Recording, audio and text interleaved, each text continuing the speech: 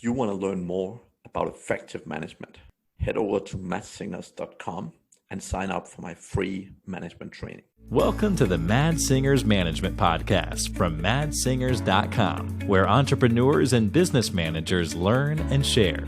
If you like the show, don't forget to leave a review. Hello, and welcome to the Mad Singers Management Podcast. Today, I'm joined by Phil Drinkwater. Welcome, Phil. Thanks very much for having me. It's a pleasure. Believe it or not, Phil, there is people around the world who don't know who you are yet. We need to solve that. So could you give us a little bit of an introduction to you and who you are? Yeah, sure. So I trained originally as a programmer probably about 30 years ago. I used to write computer games. I then moved into project management in computer games. And a few years into that, I was approached by my brother to start a company in the online recruitment marketplace. And so I learned SEO and along the lines, conversion rate optimization, user experience, graphic design, lots of kind of skills around, people management and things. And today, as of the last kind of, 6 months, I'm launching my own agency, which is going to focus on, just a few industries. So I'm niching into a few industries.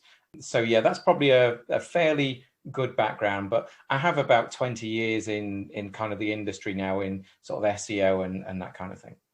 Excellent. That sounds good. So you've experienced a good bit then. I have. How was it starting an online business when you got going? Because nowadays, people start a business in like 5 minutes and get moving. But what was it like when you first started off? They did. Well, probably the biggest difference was there was nothing like Google ads or Facebook ads. So you literally couldn't start in 5 minutes, at least when it was an online business. All we really had was a document that I bought from America. I think I paid about $30 for it on this thing called search engine optimization. I can't even remember whether it was called search engine optimization or whether that term hadn't been coined at that point. But it was really difficult. So for the first probably 2 years, we were trying to grow just with getting links from people because we wanted the traffic. We weren't even really doing it because links were the things that everyone wanted. We just wanted the traffic. And probably 2 or 3 years into it, we managed to find our stride. But today, obviously, people have an enormous amount of tools to help them as well. So, SEMrush, Ahrefs, and, all the various kind of content tools. We had nothing. We had no data except our own Google Analytics, nothing whatsoever. So I think back in those days, everyone was kind of flying blind and just trying stuff out and hoping for the best. Yeah. It's interesting how things develop, right? And I think most industries, when you see them develop, that's typically the way it goes through. So, I've followed the Amazon FBA industry as well very closely, right? And it's been the same thing. Like when everyone started, it was like, buy any product in China, sell it in the US, be a millionaire kind of thing. Yeah. It took a while before the market kind of settled down. But again, now there's so many tools and so much stuff that, to help you make all the right choices and decisions and so on. So it's interesting how the different markets develop and so on. Well, about 6 years in, we actually realized that we hadn't launched any location-based pages. So nothing particularly around such and such London or such and such Manchester or whatever it was. And we launched a set of those, and we doubled our traffic, or just over doubled our traffic pretty much overnight. Now these days you do a massive audit and you go and find out, that you are missing all of this potential traffic. But in those days, we just had no idea, just making it up as we went along. Yeah. Times have changed. So what about Phil, from a management standpoint, when you first started hiring, how did that go? Was it all success, or what was the... Well, so when I worked in computer games, I worked for a company which had what I consider to be a really effective but somewhat unusual recruitment process, at least at the time. Yeah. We had obviously a first interview, so you came in and chatted to the company, and then you came back for a 2-day on the job interview, and you would be given a 2-day task. So if you're a programmer, you'd be asked to program. If you're a project manager, you'd be asked to project manage something, lead some teams and team meetings and those kinds of things. Now, the recruitment process was unbelievably effective, and we were so unlikely as a company to ever get the wrong employee. It just didn't really happen. So everyone made it past their 3 months. All of the issues that you might find, where maybe someone didn't fit in with the team or something like that, and even went out for a drink in the evenings to get to know you a bit more. So we actually followed the same process when we started to recruit. And we did pretty well. There was probably a couple of issues along the lines, but generally speaking, it's been really effective. And in fact, I mean, the majority of our staff have been with us now for, well, as long as they've been, they've kind of been in the industry and things. So certainly in terms of kind of sales staff and things, they've been with us, and admin staff, most of them have been with us for 10 or more years now.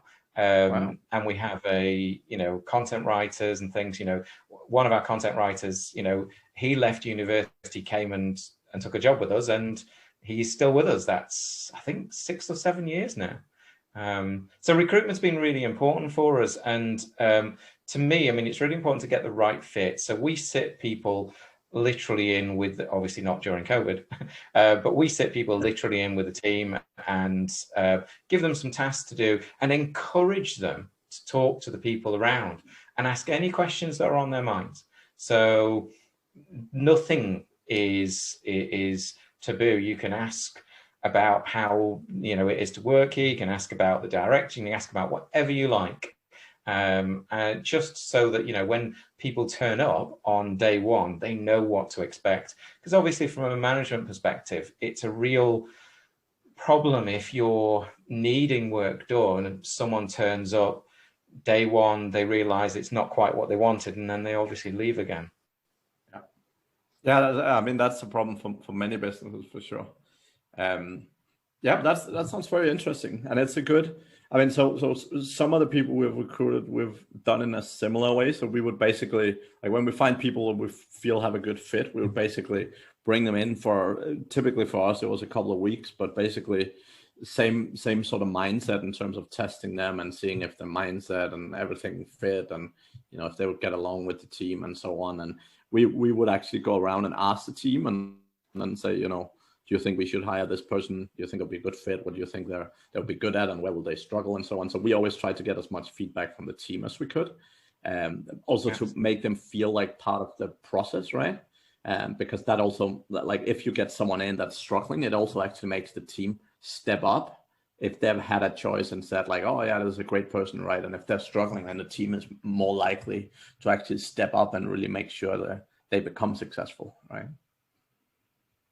Definitely. And, involving the team is incredibly important. They are going to be working with them, hour to hour, day to day. And you want people to feel comfortable at work always. You want them to feel also like their opinion counts. Making people or giving them a voice is incredibly important. So first interviews, actually, we have about a 2-hour first interview. It's about 30 minutes chat, and then I have one of my somewhat famous in our company 1.5 hour test things. So it will just be, if we're interviewing social media, it will be, go and write a tweet in 3 different ways, three different platforms and things. So, it is a process that's designed very much to ensure that, we get the right fit and we get the person with the skills that's needed. And it's really worked incredibly well for us. Good to hear that obviously other people are doing the same thing. Yeah, excellent. That sounds great. Any other things that you have done, either that you feel is a bit unusual or that have just worked incredibly well for you guys?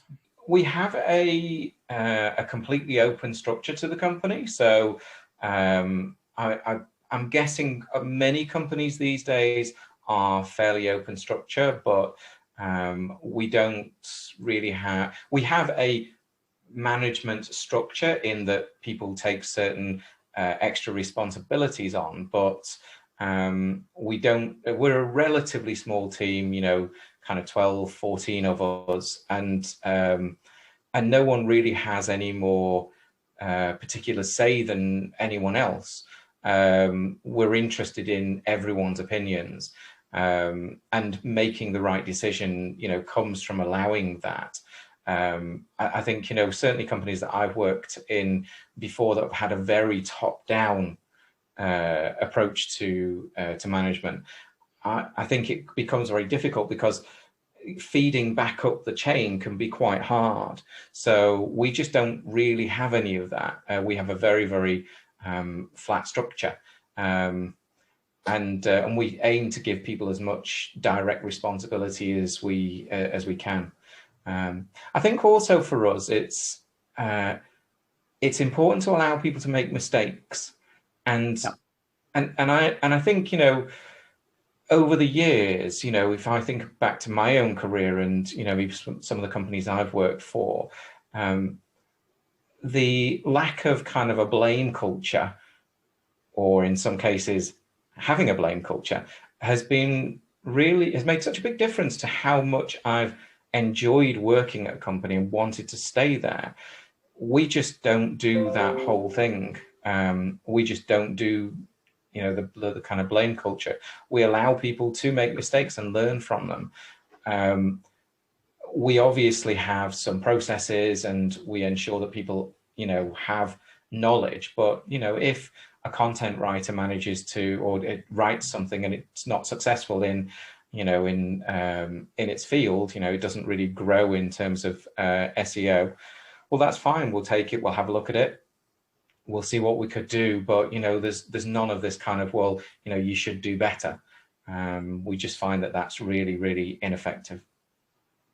Yeah, and I think generally, I mean, when you speak with most successful business owners, the one thing I ask them is always, how did you get to where you are? Because reality is, for most people, they got to where they are because someone showed them trust. Now, either if they were in a company, someone gave them ownership, someone gave them responsibility, and, you know, gave them the opportunity. And if they've done it by themselves, you know, they've taken the initiative, they've done some things, right? And the challenge is that is how you develop, right? Now, if someone's sitting showing you every step of the way, and not even micromanaging, but, you know, every time you make a mistake, they're like, oh, you shouldn't do this, you should do this. And if that's happening consistently, then it really takes away from the learning and really takes away from how you're actually developing as a person, right? So totally agree with you that you need to give people that space, not just to make the mistakes, but also to just learn some lessons by themselves, right? I mean, ideally not one that bankrupt your business, but, you know, ideally smaller lessons, but yeah.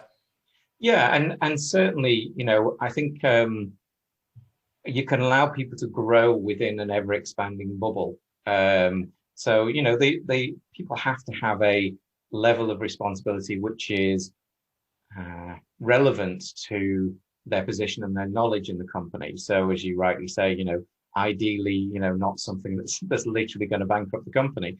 But I think, you know, for me, the fear-based culture that comes from even, as you say, not even micromanaging, but just constantly correcting and checking and correcting and checking, that can be quite toxic for people, and they won't feel trusted.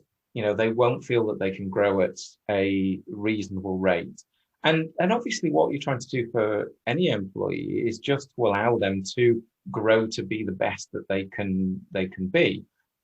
If they have this feeling that, you know, that someone's constantly breathing down their neck, that there's a fear there that they're going to do something wrong, get something wrong, whatever it happens to be, you know, they can't possibly be creative. They can't be thoughtful about their own role. And certainly, I mean, in some industries, you know, maybe it's a case of, well, you just need someone to literally do that job. But when you're working in a creative industry, trying to run teams with a constant fear attached to them, it just kills all the creativity.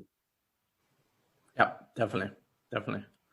And what's been your best way of not just doing that yourself, but really implementing that over the whole organization? Yeah, so I mean, I've always had this view that a company is and I don't mean this in a kind of an egotistical way, but it becomes a version of the directors or the leaders. So what they tend to do and how they tend to react and act tends to filter down. So I guess the point really from me on that would be nothing more than leaders you want other people to lead. If you're showing people trust and allowing people to grow and all of those kinds of things, then other people will do the same, because that naturally it will feel how things tend to work in that company. So you can formalize these things. You can make it clear that people can do, or should do X, Y, Z, or work in a certain way. But for me, I think the culture really comes normally from the sort of directors, and allowing that to propagate is okay from my perspective. Yeah. That makes a lot of sense as well, and I think, I mean, it sounds like your probably personality is slightly different than a lot of online business owners, right? So, how when you sort of started out and so on, how have you gotten on with delegation, and have that come relatively natural to you, or did you struggle with that a lot in the beginning? Delegation is actually a really good question. Delegation was not particularly natural to me when I first started as a manager. And we're talking 30 years ago now, probably the first time maybe 25 years ago when I first took a management role. It didn't come natural. I was nervous. I was scared. I ended up being too specific. I don't think I got necessarily into the realms of micromanagement, but I was certainly too specific because I didn't understand delegation.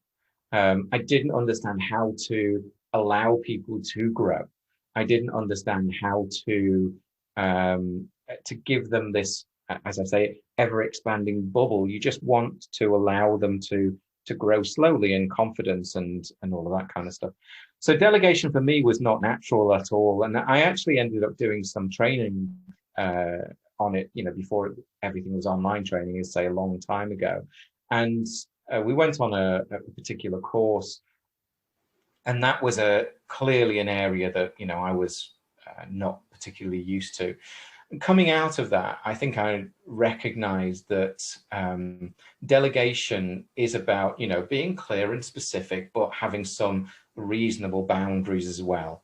So not just allowing someone, especially if they're new to the company, to go and make a change that will, as you rightly say, bankrupt the company or any of that kind of thing. So delegation didn't come very easy to me, but certainly by the time that I was starting working on my online business from 20 years ago, I think the worst of my delegation issues have probably been dealt with. But delegation's tough because there is always this fear about, well, what if someone does something very, very wrong? And I think it's, from our point of view, and certainly from my point of view, it is always important to allow people to come and say, I'm just going to go and do this. Do you agree with it? Having a very kind of open door in that kind of sense. So people can come and check things if they're just a bit unsure about something, and they will, gain some kind of trust at the same time. But delegation, as I say, to me wasn't massively natural. I had to allow myself to accept that other people were going to make mistakes in a similar way as I was going to make mistakes.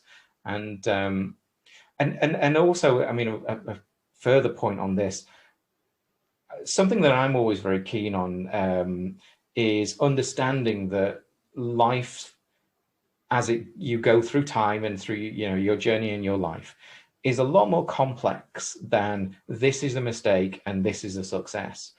Some of my most difficult challenges in life, both personally and professionally, have come from, quote, mistakes. Things that weren't going quite right have often pushed me in a direction that has ended up actually being fantastic for me.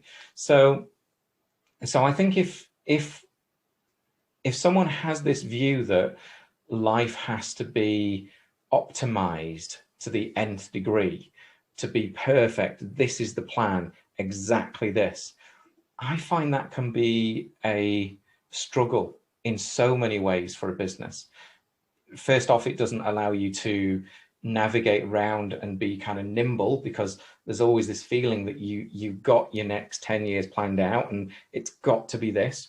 I think that's can be a real difficulty. And as I say, at the same time, it breeds this feeling of, well, there's one person here that's got the direction and that's it, and I'm really just here working on their job. So yeah, it is really important, I think, to take yourself away from this feeling that everything has to be perfect.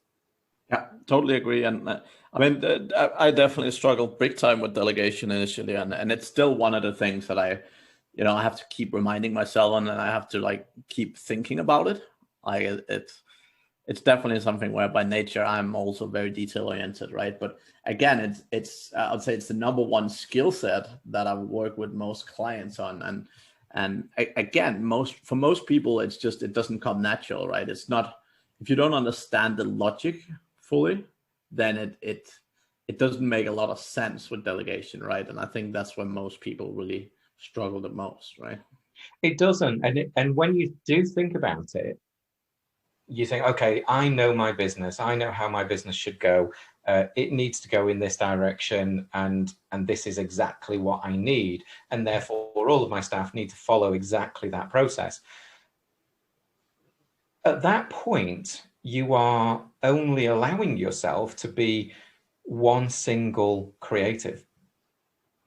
You're not allowing anyone else to have any, strong ideas or to push in a slightly different direction. And I would say over time, that can be really, that can really hamstring your business, because, I would rather take input from 200 people and make a decision from, that whatever I'm coming up to, rather than just thinking myself, how can I solve this? I'm a real, I'm a real fan of looking around at what people are doing. I think it's good to look around at what people are doing. I don't think you necessarily have to copy absolutely everything that everyone's doing, but gaining inspiration from the rest of the world, whether that's just your team or literally online courses or whatever it happens to be. Some of the best stuff has really come from that. There's actually one of my favorite videos. You can look it up on YouTube. If you search for Alan Watts Chinese Farmer, you'll find it. And it took me a few watches to really get my head around this. I only found it maybe 3 or 4 years ago, but it's stuck in my mind. And the idea is that there's this farmer, and some bad things happen and then some good things happen, and the people in the village are kind of saying, oh, well, isn't that bad and isn't that good? And the farmer's saying, well, maybe. So something supposedly good happens, and that leads to something bad, and that leads to something good, and that leads to something bad. And the whole point about it is that, life is too complex to be so certain that any one moment in our lives is correct or incorrect. So yeah, I think once I started to understand this and just allow, the journey to happen to some extent, I found my own kind of management, leadership, direction probably easier, and also people around me find that it's easier to work within the boundaries that they have.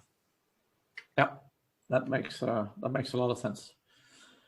What's the biggest management sort of mistake or the biggest sort of screw up you've ever made? Well, I mean, there was a project I worked on years and years and years ago. It was actually a games project. I'm not going to mention the particular project. Yeah. Let's say it didn't go well. It was quite a large team, and we inherited a kind of a pre-release, like a temporary version, just a kind of simple version of this particular project, and we then had to go and work with the company that was paying for it to finish it off. And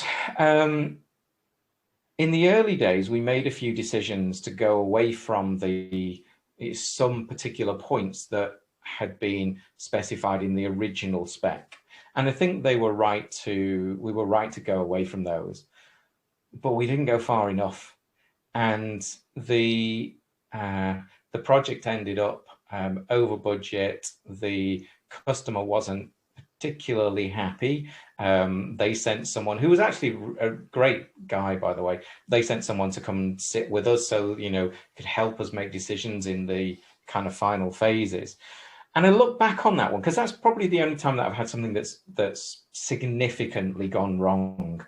I look back on it and I think, well, what was the real problem? What really happened there?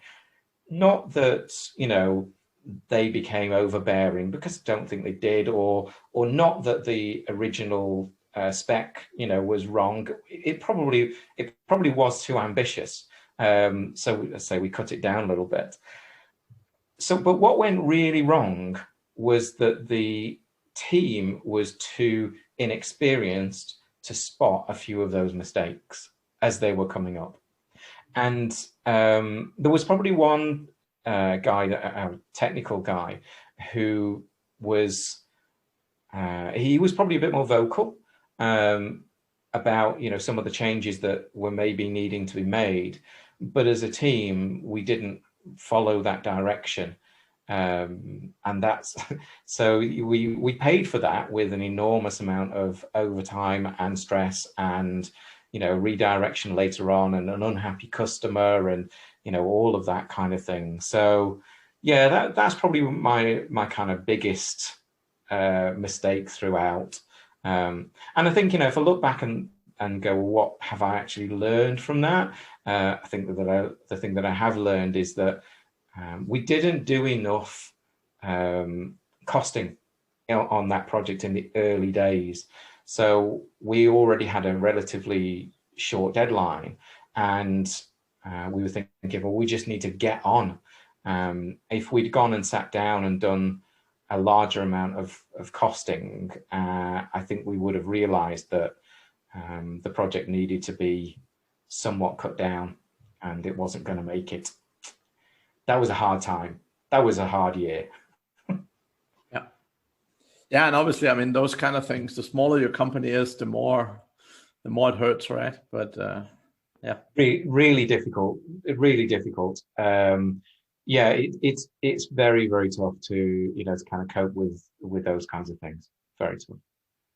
And that's actually, I talk with a lot of people about that as well, right? Because a lot of the time they're like, oh well, we'll just do these hires and so on, and I'm like, early on, the first hires you make, right, is so critical for your business. Because I mean, if you have 50 people, hiring someone who is not that great and you're having to fire them, it doesn't make that much of a difference. But if you have 1, 2, 3, 4 staff, like having one person that isn't delivering is so painful to your business, right?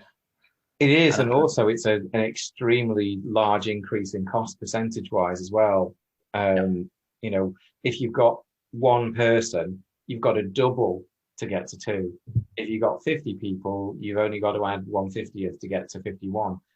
It's very, very different depending on kind of the size of the company. Definitely, it's very tough. And I think so I look around at the agency world at the moment quite a lot, the kind of online marketing agency, and And what I see happening quite a lot is that people aren't looking at how to be effective and efficient with their time. So um, the most common thing that I see is that, people are moving from industry to industry. They're going effectively all over the place, and they'll work kind of in any way that they can, and kind of move forward in any way that they can. And I know that businesses need to do an element of this in their early days, definitely, but it's so ineffective in terms of time. And if you really looked at your costings and you looked at how much that project really, really cost, if you go and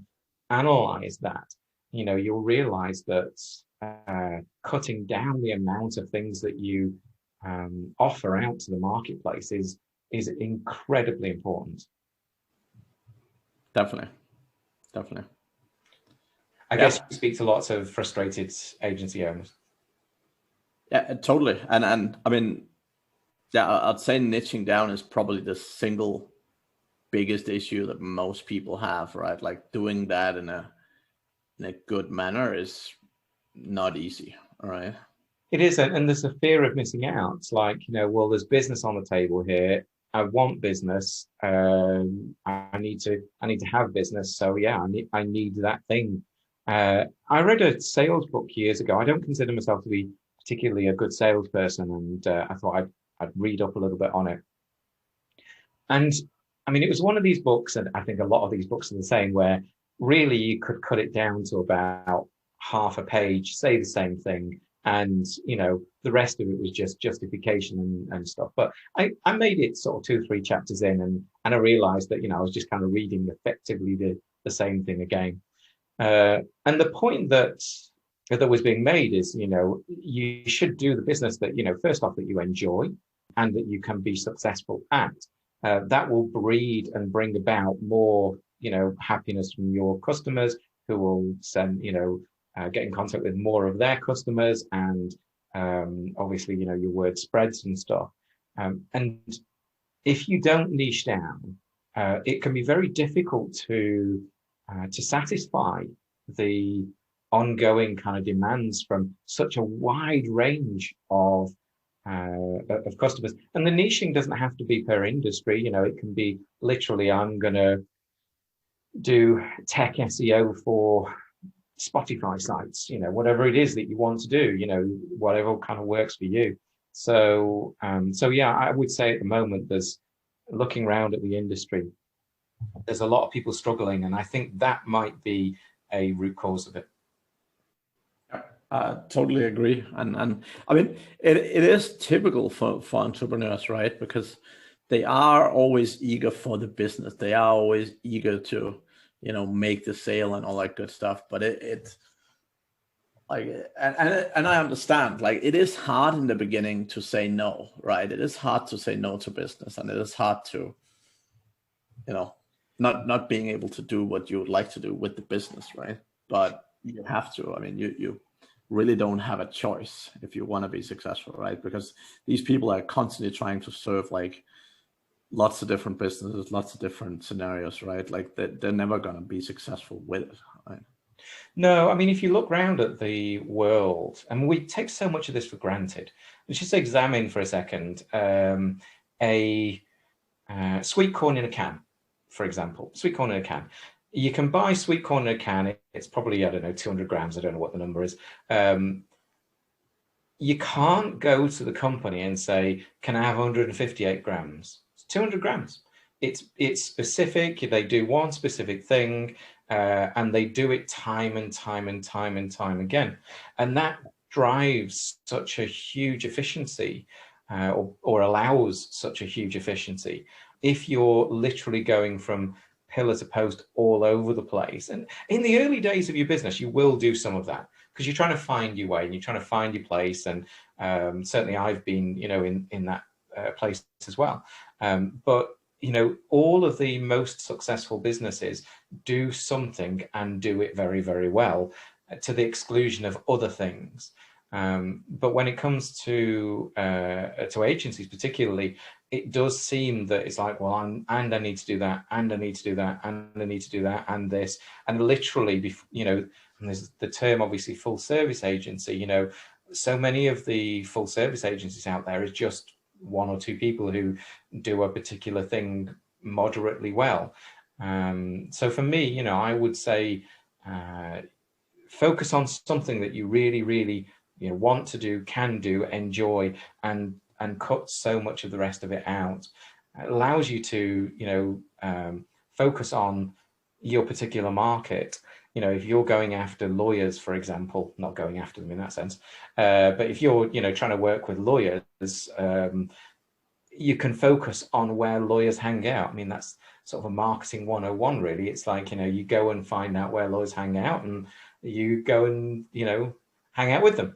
If that's on Google AdWords, then that's fine. But yeah, you can go and focus in on them as a as a LinkedIn prospect or something. If you just allow yourself to cut out some of that other stuff, and in the end, if you want to go and create another agency in a year or two, when you've made yourself successful in one industry, well, you can do, and go and take the same formula and go and do the same thing somewhere else. But I just think it's a real problem for businesses at the moment, that they're not focusing in enough on doing one thing and just doing that thing well.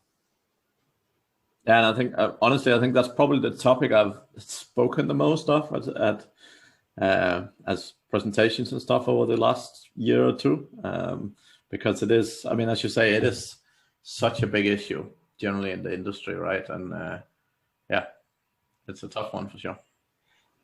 It definitely is. It definitely is. I mean, I hope that people do understand that if you think of it almost from a conversion rate optimization perspective, if you do a better job of one thing, you are more likely to get that thing. So if you just have a generic agency, it's really speaking to no one. It's not you're effectively Tesco's or Asda or whatever it is. You're speaking to everyone at the same time. Your conversion rate is just going to be a lot lower. Yeah, totally. Well, that's really, really good, Phil.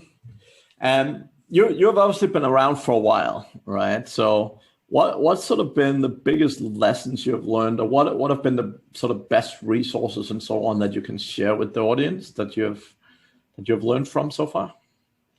In terms of management? Yes, ideally, yeah. Yeah. I see management as quite a one-on-one unique experience with an individual. To me, the best way that you can achieve something within that area is to understand people and their motivations. And yes, it's great to go and read some books and understand how the management professionals say, well, go and achieve this in this way and so on. But I'm a big fan of thinking about people from an emotional standpoint, because really, we are guided through life by our emotions. If I got angry one day at my boss, that's an emotion. And that probably means I've not been heard or I've not been listened to. So maybe unusual within the industry. I'm possibly less interested in a management textbook. I'd be thinking about how to understand people as people and how people's emotional states work, and how you can build and grow people's confidence, because that's really where you will get the greatest successes from your staff. Yep, agree. Well, Phil, that was fantastic. If people are eager to get hold of you, what's the best way of doing so? So you can certainly find me on Twitter or LinkedIn, in fact. So if you search my name, Phil Drinkwater, I don't think there's many Phil Drinkwaters. It's a fairly uncommon name, so you'll probably find me pretty quickly. If you particularly want to get in touch, you can obviously get in touch via my website, which is phildrinkwater.com. Nice and easy to remember. But yeah, I'm probably on LinkedIn and Twitter a fair amount. Excellent. Well, Phil, thank you very much for joining. That was fantastic. Thank you very much for having me. It was really good to take some time out and have a think about life and my journey. Excellent. Yeah, well, it's some of those things that most people don't think about a lot of the time. So yeah, it's good. And to the audience, you can listen to us again next week. Thank you very much. Thank you for listening to the Mad Singers Management Podcast. Please leave a review. It means the world to us. You can also learn more about management at madsingers.com.